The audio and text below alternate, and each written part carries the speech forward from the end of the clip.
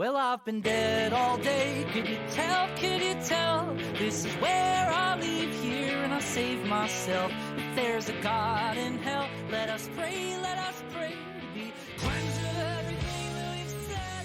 Hey everyone, welcome to Geekdom is back this week, and before we get started here, I just want to let you know that today's episode is brought to you by Vinyl Me Please. You can join their Record of the Month Club at joinvmp.com/geekdompod. That link will be in the show notes, and you don't have to worry about memorizing it, but I will tell you all more about the service later on in the episode. But right now, Becky Kovac returns to talk all about Bayside, and she is currently the band's publicist, so there is definitely a professional and personal interest in this episode. But Becky, I know you were a fan of the band long before you ended up working with them, right? Yes. So I've been listening to Bayside since I was like 15, I think.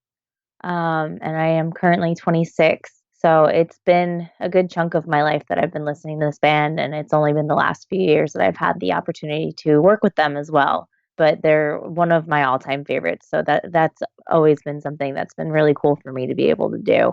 Yeah, and they have been a band for, quite a while here. So their first album, Sirens and Condolences, came out in 2004, and that's their first studio album. And honestly, I got into the band very, very late. Like, I had no clue who Bayside was, probably until sometime between Killing Time in 2011 and Cult in 2014, because, well, I don't really know why. It's just one of those things where, like, working with Zach on Property of Zach and everything, it just opened up a whole bunch of bands that I hadn't heard of before, because I was, still listening to like Green Day and some of the bands that had become way bigger. So I wasn't really knowledgeable about the smaller to mid-sized bands that were sort of in those same genres and everything. So, I had a lot of catching up to do, basically. And as you know from me texting you and me on Twitter, I was doing that catching up as late as yesterday. So it's one of those things where I'll listen to a band, like I have Vacancy on vinyl. So I definitely like the band and support the band, but it's just one of those things where I never made sure that I went back and listened to their entire discography all the way through. Yeah. I mean, there are definitely bands that I got into later in their careers where I just never went back, and I obsessively listened to like the one or two albums. Right. So I totally get that. Yeah, I think I did that with the Menzingers too, because I was like, wait, they have an album before, this one that I got into? And I was like, oh, okay, guess I'll have to listen to that at some point. But with Bayside, because they have 7 studio albums, if I'm counting correctly here, numbers are very important. They have the 7 studio albums, plus there's an acoustic album, and they did a covers EP. Yeah. I was actually listening to one of the albums earlier today, and it just kept going and started playing the covers EP. And I was like, oh, I forgot how much I enjoyed this, because they do sort of these crazy covers. I believe the first song on it is Be My Baby, which is a song by the Ronettes. Mm-hmm. And it's just like so old-timey, and they definitely do not cover it that way at all. So it's definitely a unique take on the song, which I love when bands do that. Yeah, I love that EP. It's like, I think it's like 5 songs long, and it's songs that they kind of grew up with, like listening to because their parents listened to it. Yeah. So it's like the Ronettes and Billy Joel, and it's just all of this like older music that's so good. And it's older music, but with like Bayside flair. You can't really go wrong with that. It's a great combination. Yeah, definitely. And before we dive into some specific albums, I want to briefly talk about their label situation, because they've worked with 3 different labels for their studio releases. Basically, the first 4 were on Victory, and as some people probably know, Victory has had its ups and downs, very low downs. And so then, they had those first 4 releases with Victory, which, at the time that was good for them. And then with Killing Time, they go to a label called Wind Up, which I have never heard of. I don't even know like what this is or anything, but it looks like they were distributed by Sony and Universal. So it seems like they sort of had some major label ties. And then with Cult, they went to Hopeless. And that's probably why I heard about them at that point in time, because I was aware of Hopeless and the bands on Hopeless and everything like that, because this would have been the year I finished at Drexel that Cult came out in 2014. So I was like, okay, where could I work after college and all this stuff? And I'm still figuring that out, but that's besides the point. So I think that's definitely part of the reason I got into the band too, because I was like, oh, this label I'm familiar with is releasing something from them. Yeah. Like you said, the first four were Victory, and then they tried the major label route with Killing Time, and it wasn't the right fit. That album is great, and I wish that they could have done more with it. But then Cult and Vacancy are both out on Hopeless, and Hopeless just has this way of taking these bands that have been around for a while and elevating them to a whole new level. Yeah, definitely. And if I'm remembering correctly, there's a good chance that I'm possibly not remembering correctly, but I think Cult was sort of received with some mixed reviews because it wasn't quite what we had heard from the band before, or not we necessarily, because I had not heard much from the band before, but what fans had heard from the band before. And it seemed to sort of give them this new sense of being a band and almost starting over in a way. Yeah. The thing with Bayside is that each record they've put out, they've kind of honed in even more on this sound that is distinctly them. Right. Like, no two records they put out sound exactly the same, but in some way they're all still Bayside records, and they've become more and more Bayside as the years have gone on, if that makes sense. No, I totally get that. And personally, I really love Vacancy, which is their last release. And I don't know if Cult caught on quite as much for me, but for whatever reason, Vacancy just caught on and I kept listening to it. But I did eventually go back and listen to some other Bayside releases. I was checking Apple Music and I was like, okay, what's already in my library and what isn't in my library? And ironically enough, Cult wasn't in my library, but it's like almost everything else was. And I probably just hadn't gotten around to listening to some of it. So, their self-titled album, I think, is where they really had a chance to impress people, because sophomore records are a difficult thing for pretty much every band and artist ever, it seems. Like, for whatever reason, sometimes it's just hard to keep that momentum of the first album going. And if you set the bar too high, then people, want something even better for the second album. So I think, Bayside suffered from that a little bit with this release. With the self-titled? Yeah, I'm seeing like totally mixed reviews on this.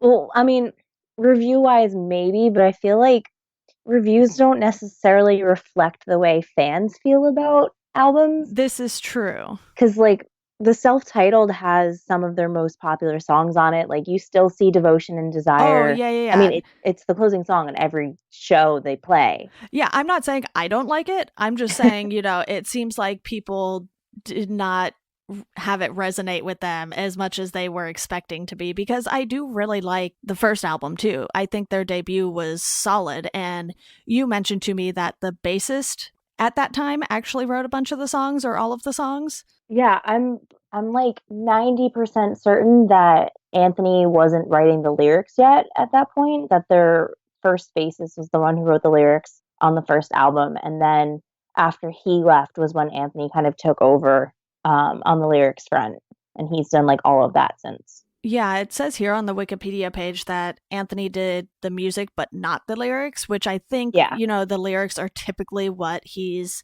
known for these days too, because he just puts so much of himself in the music. So, that's definitely interesting too, because then you have that switch with the self-titled. And like I said, I enjoy the self-titled, and like you said, Devotion and Desire is played at every show. I think I've seen them live at least a couple of times. I've definitely seen them live at least once. So I can confirm that is in fact the closing song. I think I've seen them a bunch, and I think there's been like one tour that I saw them play where they didn't play Devotion and Desire last. They played it like in the middle of the set and then closed with Dear Tragedy. And everybody in the room was so confused by that. Like nobody knew what was going on because everybody's so Yeah. used to like Devotion and Desire, and then that's the end of their set. But even like also like from the self-titled, they still play, Montauk, they still play Blame It on Bad Luck, Don't Call Me Peanut. So like I said, I mean, I know reviews might have been mixed on this one, but it's so different looking at it from like a reviewer's perspective than it is from a fan's perspective. I think that album still holds a lot of weight with their fan base. Yeah, I think sometimes I just find it odd because as someone who reviews albums every once in a while, I typically only review things I enjoy. So Same. it's one of those things where I'm just sort of picking what albums I want to review and everything. And I don't see what the point in reviewing things you don't like would be. Although I did end up doing recaps for the Miss TV show, which I wasn't a huge fan of, but they sent me the episodes. So I was like, all right, you're sending me this to watch. So I'll write about it. Yeah, I think there's only been like one or two times in all of the years that I've been writing reviews where I picked an album that I thought I was going to like and I ended up not liking it. Right. And a lot of times if that happens, I'll kind of decide not to do the review. But I like in those couple of instances, I didn't really have a choice. So of course I still, to be honest, it's not like I could lie in the review and say that I liked it when I didn't, but I never feel good about writing a bad review. Yeah, and for me with covering TV, it's a little different because typically I've already, said I'm going to cover this show on these nights or whatever, these shows on these nights. So I don't want to bail in the middle of a TV season. So Yeah, it's one of those things where every once in a while I'll get episodes that I'm not the biggest fan of, but for the most part, I'm reviewing like Supergirl and Better Call Saul and Fargo. So it's like shows I know I'm going to watch anyway. right. But yeah, I honestly would say that Bayside has a very, very solid discography from their first release to their seventh release. I really feel like them and Yellowcard are sort of the staples when it comes to this, because even though with Yellowcard, Lift a Sail might be towards the bottom of the list for me just because it never clicked for whatever reason, it's not a bad album. It's just, Yeah. personally something has to be at the bottom of my list. This is true. They can't all be tied for first. I mean, like they could if you want them to. They could. I mean, yeah, I totally get that, but you're right. These are two bands that like have just never put out a bad record. There's never been that like trip up where even fans were like, "Oh, this isn't really it."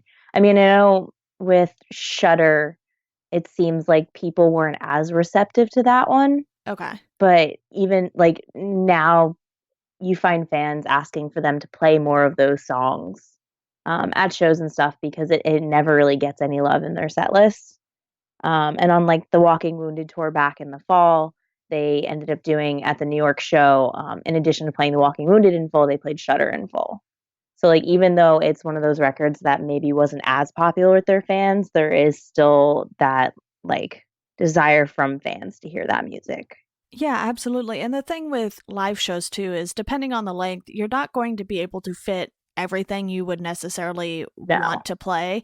And I believe when I saw them, it was the tour for Vacancy.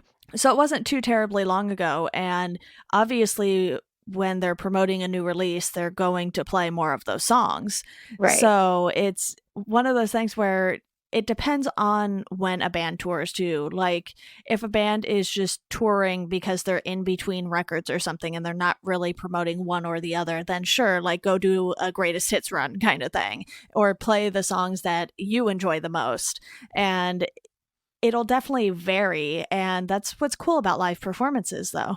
Yeah, and it's so hard when you hit that seventh record to be able to fit everything that you want to in a set list. Well, they love to throw in the odd like cover song in their set too. Like they've played "Walking Out" by Billy Joel on like at their live shows, or I think it was the Vacancy tour they were playing "Mr. Brightside" by The Killers. Yeah. So when you're doing that, that's one song less that you're playing of your own music.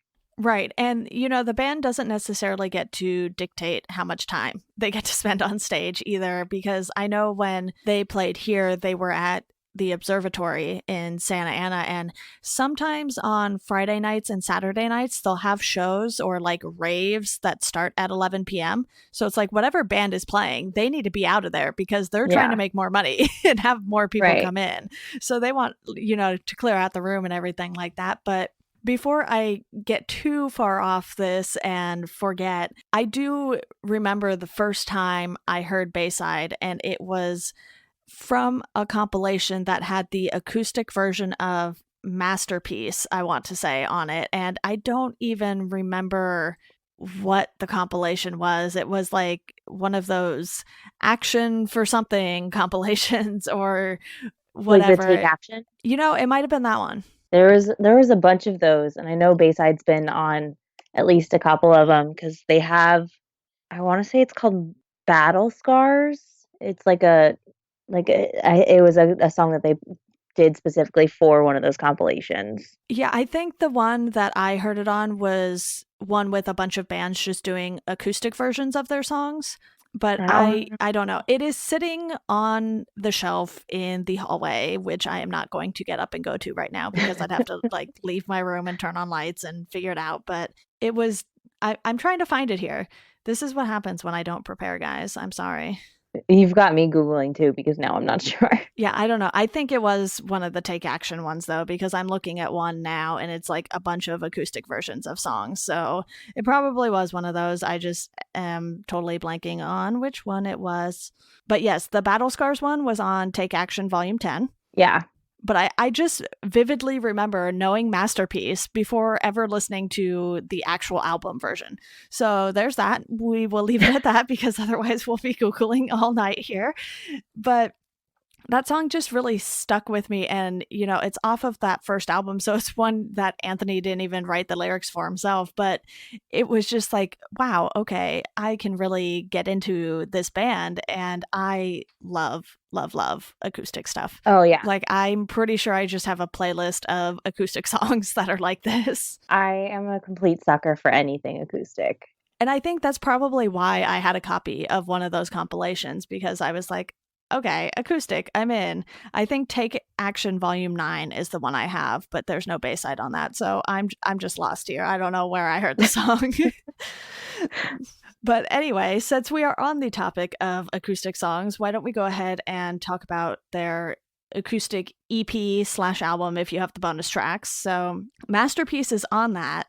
And then they also have an acoustic version of Devotion and Desire, which is pretty great. It's a great song. Yeah, it's really good. The acoustic album is really good in general. They've got that cover of Smoking Pope's Megan on that, which a lot of younger Bayside fans, I feel like, don't even realize that it's a cover song, because Bayside has kind of made it their own over the years, and it makes its way into a lot of their live shows. So people just started assuming that it was their song. And then there's the track that they wrote specifically for that album, Winter, which they wrote after the passing of their drummer. They were in a bus accident, and their drummer passed away in the accident. So that's why they ended up releasing the acoustic album, was after that, because it was dedicated to him. Yeah, and it sold pretty well too. Yeah. For being an acoustic EP, it says here, by August they had sold 37,000 copies of it. So that's pretty good for an EP in general. I don't know if I've ever really heard of EPs selling super well. No, I feel like they definitely never do as well as full-length albums. Yeah, it's either singles or full-length albums when you're typically talking about sales. And, with some genres, it's like, what's an EP? Why would you do that? Yeah. Well, before we dive into some more Bayside here, I just want to take a quick break and let you all know more about Vinyl Me Please. So for you, the listeners of Welcome to Geekdom, Vinyl Me Please is a vinyl record of the month club.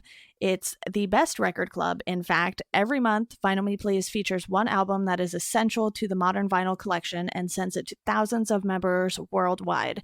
And if you sign up, what you'll get is The album, an original 12 by 12 album inspired art print, and a paired cocktail recipe to sweeten the deal even more. So you can also buy albums that they have already released to on their store and everything. So it's not necessarily gone if you miss out on it or you think you've missed the deadline or anything like that. And you can cancel it anytime, no strings attached. No guilt trips. They'd let you cancel it. There's no contract, there's no fees, nothing like that. So if you want to maybe skip a month because the album isn't up your alley or something like that, you can definitely do that. But it's definitely a great opportunity to check out some new music and get special editions on vinyl because they do their own variants and everything like that for it too. So again, to join the record club, you can go to joinvmp.com/geekdompod. And I just want to thank Vinyl Me Please for sponsoring this episode. But now we are going back to the Bayside conversation with Becky.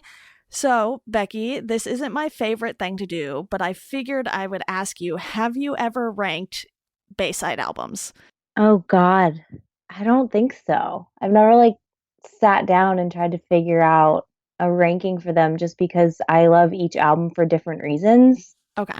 Don't worry, I'm not going to ask you to rank them. I was just curious if you had a ranking because sometimes there's certain bands where you just know. And it's like, okay, yeah, this one, this one, this one, this one, this is the order I would listen to them in because this is the order I like them in. And, you know, if you have a band like Green Day, it's like, okay, uno, dos, tres, we're pretending that didn't happen. Yeah, no, with Bayside, like I said, I love each of these albums for different reasons, and each album is so different, and they're all so good that it's almost impossible for me. The only thing that I could probably say with certainty is that The Walking Wounded is my favorite. Okay. And then beyond that, it's all a tie, pretty much. But The Walking Wounded, so that came out in '07, and that was around the time that I started listening to them. I distinctly remember being in my living room at home one day and I was like flipping through the channels and I ended up on Fuse and they were playing the video for Duality. And that was the first Bayside song that I ever heard. And that was a pretty big song off of this album too. Yep. The Walking Wounded was their most commercially successful album up until I believe Cult in 2014. And they ended up doing some late night appearances around the Walking Wounded album cycle, a whole lot of bigger tours, like bigger than they had ever done before. And it was the first record that they released with their current lineup that has remained their lineup ever since. Yeah, and they totally went all out on that record too because there's a DVD you can get with it. There, you know, there's the documentary, Life on the Road featurette if you get the gold edition. So you get all of this bonus material that sort of just gives you some insight on how the band tours and, you know, making the album and everything like that. And it also has a gear walkthrough, which is probably pretty big for all of the guitar heads and tech heads that like looking at those things because, you know, for me, I'm always weird like that with certain things. And it's like, I really love seeing what's on people's home screens on their phones and iPads. So it's just one of those things where you're definitely catering to a specific group of people with some of these features, but it's still a cool thing to have available to them. Yeah, I love that kind of stuff too. And I think I actually have a copy of the gold edition of The Walking Wounded with all of those bonus features. And I can remember when I first got it, just like sitting down and watching through the documentary and all of the extras. It's really cool. Yeah, I have not seen any of those, but I should probably see if I can track those down because, I mean, I don't know if you could even find the DVD anymore, probably. I have a copy in my room, so if you ever get back to the East Coast, we can watch it. I will just come to your house and watch it. Yes, that's Perfect. what we'll do. We'll plan it for whenever I have money.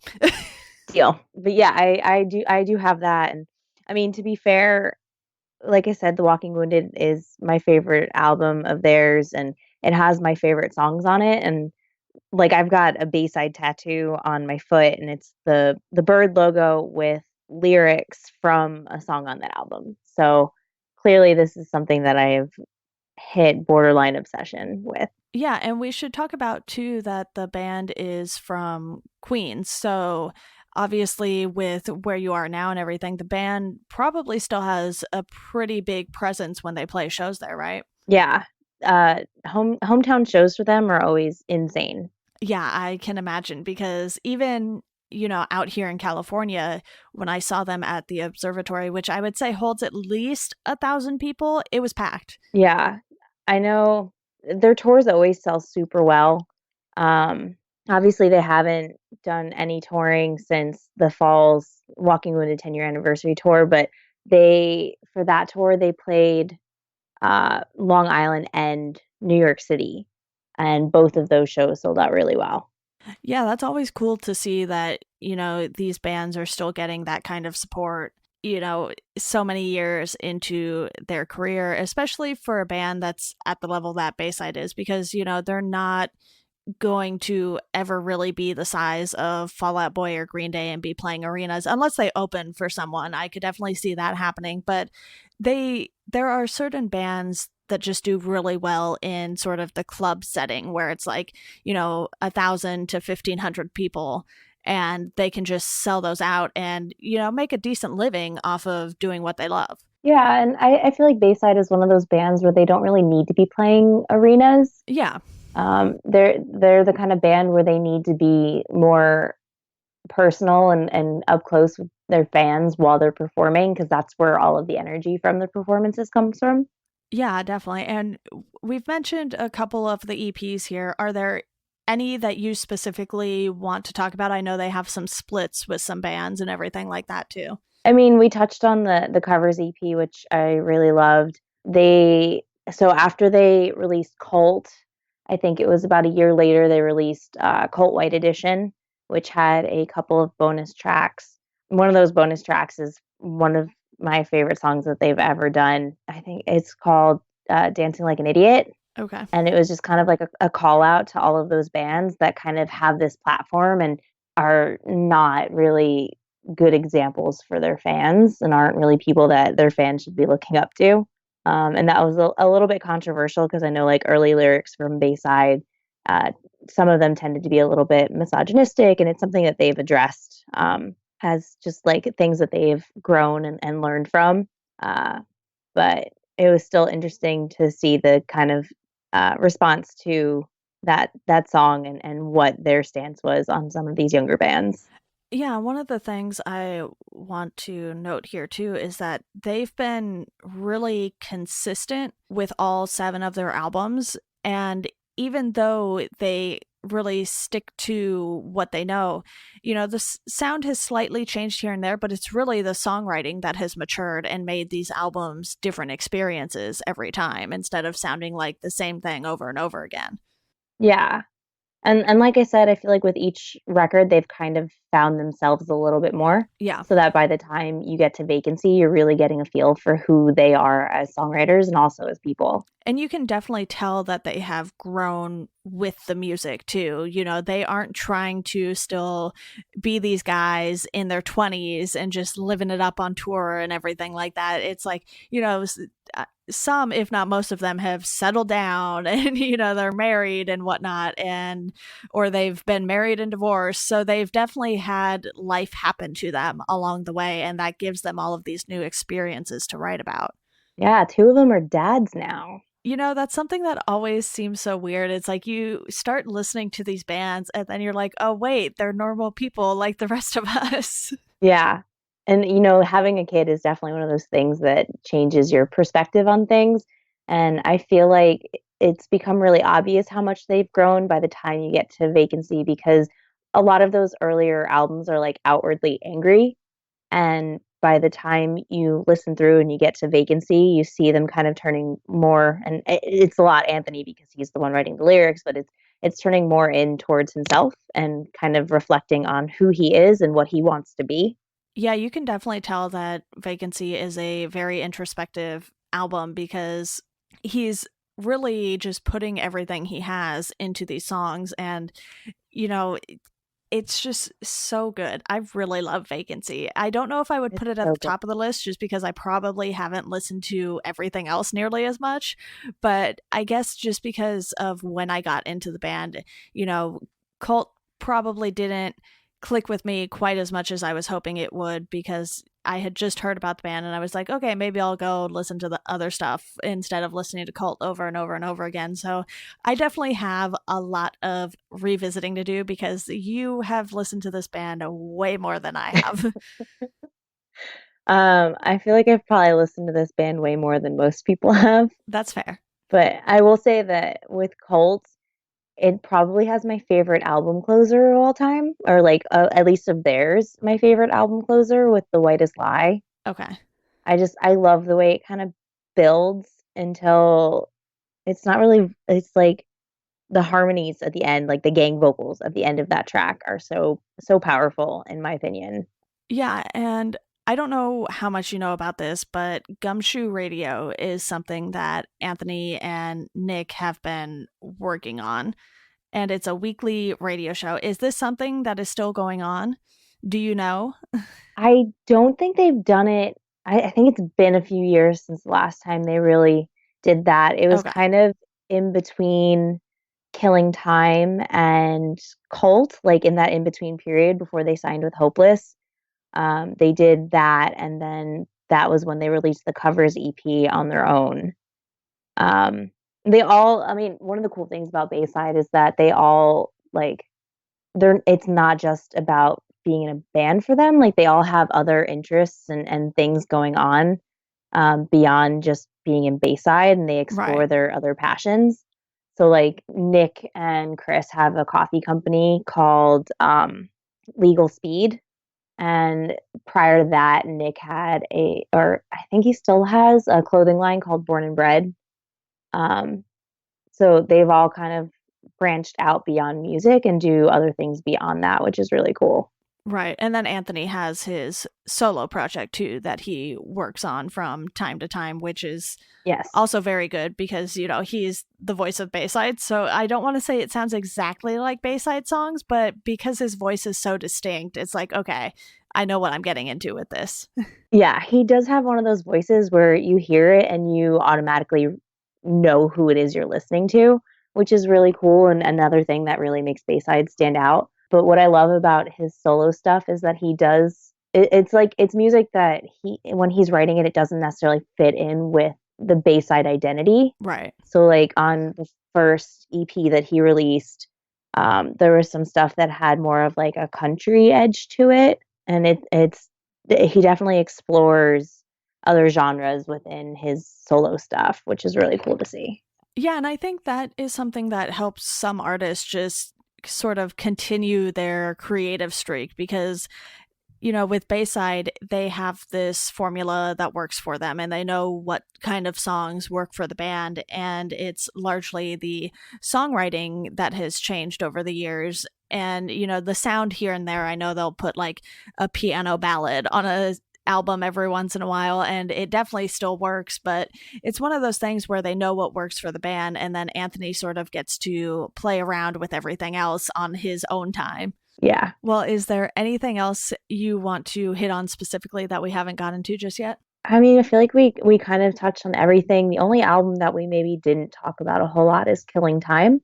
That is one I just recently listened to. So, you know, do not kill me for that. But I really enjoyed it. So there is that at least. It is a really great record, and I think the most disappointing thing about that was that it was their kind of attempt at doing like the major label or like a bigger label thing, and it didn't quite pan out the way it should have. I don't know why exactly that was, but like that album has some of my favorite Bayside songs on it. Like you can't go wrong with Sick Sick Sick. Yeah. When I was listening to it, I was like, wow, how have I not done this before? And obviously, some of the songs were familiar from seeing them live. And I feel Yeah. like with certain songs of theirs, it's pretty easy to get a hang of the lyrics pretty quickly. And it's just one of those things where that album, it just hit. And I was like, okay, yes, please, more of this. Yeah. I really, really love the title track on that one. Yeah, it's really good. And it's the closer too, right? Yeah. It's the closer. And then I don't know if this is me just like reading into things and wanting there to be connections, but I always kind of drew this connection between Killing Time, the song, and then uh, Time Has Come on Cult. Just like seeing that transition from Killing Time, where he's kind of wondering, is he letting his life pass him by? Like the whole idea, like, can a person make a difference if he never makes a sound? And then with Time Has Come, it's, I'm short on time, so here's my intention, raise my voice and get your attention. It's that transition from like being stagnant to kind of making moves and actually stepping up and doing something about your life and taking charge. Yeah, definitely. So I know at the beginning of the podcast, I mentioned that you are now doing publicity for them. So before we go here, I just want to ask you what that's been like for you as such a huge fan of the band. It's been surreal. It's one of those things that like Bayside is a band that made me want to work in music in the first place because of the role that they've played in my life and the fact that their music has kind of gotten me through a lot of things that I maybe would have struggled with if I didn't have something like that to lean on. The first time that I really got to work with them was when Cult White Edition came out and they did the 15th anniversary tour. I was still a junior publicist at that point, so I was still kind of getting my feet wet and learning the ropes. And then in the fall, when they did the Walking Wounded 10-year anniversary tour, I got to spearhead that and kind of take charge and make it my own. And like I said, that's my favorite record of theirs, and it's the one that got me into them in the first place and why I started listening to them. So that was just a very special thing for me to be able to do that and to be able to set things up around an album that has meant so much to me. And it also, I'm not going to lie, it was really cool when they came to New York. We got to do like a press day and I got to go to Rolling Stone with the band. And then we went to the Marvel offices and got to do a tour of that. And I just kind of got to spend the day getting to know them all a little bit better. What you really did was you got to spend the day making me jealous because you went to the Marvel offices and I did not. I got to spend the day hanging out with one of my favorite bands of all time, and I got to hold Thor's hammer in the process. And we will not attempt to pronounce its name because Mjolnir? I will surely butcher it. It was a whole day of like, what is my life moment? Like being in the Marvel offices and having Jack O'Shea say, "Hey, do you want a picture with Thor's hammer?" And then making me take the picture because he knew how much I wanted to. It was really cool, and it's something that I still kind of am not over at this point.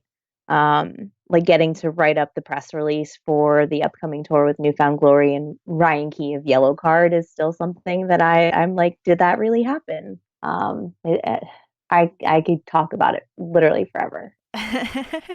Yeah, but it's awesome to get to have days like that too, where you just get to work with bands and people that you really enjoy spending time with because you've enjoyed their music for so long too. And, I'll forgive you for the Marvel trip without me. We're good. We're good. I did help them with their podcast once, so, that almost counts. Yeah, I think one of the coolest things is definitely around the tour in the fall getting to. So I connect a lot of phone interviews as part of my job. Right. So getting to connect phone interviews for Anthony where he was talking about the Walking Wounded and getting to hear some of those stories that maybe, have never really been talked about before or hearing him talk about that time period in the band's career. That was really cool just to kind of get that behind the scenes look and to hear him telling those stories was something that I will always really appreciate having the opportunity to do. Well, if the band ever wants to talk about Marvel things and not music things, I am right here waiting, no pressure. Don't worry. No, but seriously, like your bands are always welcome to talk about anything with me. It's awesome that you get to work with this band though. And, I'm sure they have something going on here because, Vacancy was in 2016, but I know you can't talk about anything until it's announced. So I will not bother you about that, but hopefully we will get something soon from them. That is all I will say about it. I don't know anything, so I can't, say if I am actually telling the truth or not. To be fair, I don't know anything either. So Perfect. So we are both hoping we know soon. Fingers crossed. Awesome. Well, thank you so much for coming on to talk about Bayside, Becky. This has definitely been fun, and you make me feel like I definitely need to go listen to the band more on repeat all day, Please possibly do. tomorrow. Please. I will listen to them. I do listen to them. So, that's not the problem. It's just I'm really bad at listening to things lately because I just listen to podcasts instead. Or edit them because I don't know how to speak sometimes. Yeah. Awesome. Well, again, thank you so much. And thank you again to Vinyl Me Please for sponsoring this episode. But Becky, you will definitely be back on. You are always back on the podcast at some point. Absolutely. And to our listeners, you can follow us on Twitter at GeekdomPod. We are now also on Instagram at Welcome to Geekdom, and we are on Facebook. It's just Welcome to Geekdom too, I believe. But I will have links in the show notes for all of that, so you guys don't have to remember anything that I'm saying right now. And as always, thank you all for listening, and we hope you enjoy the rest of your day.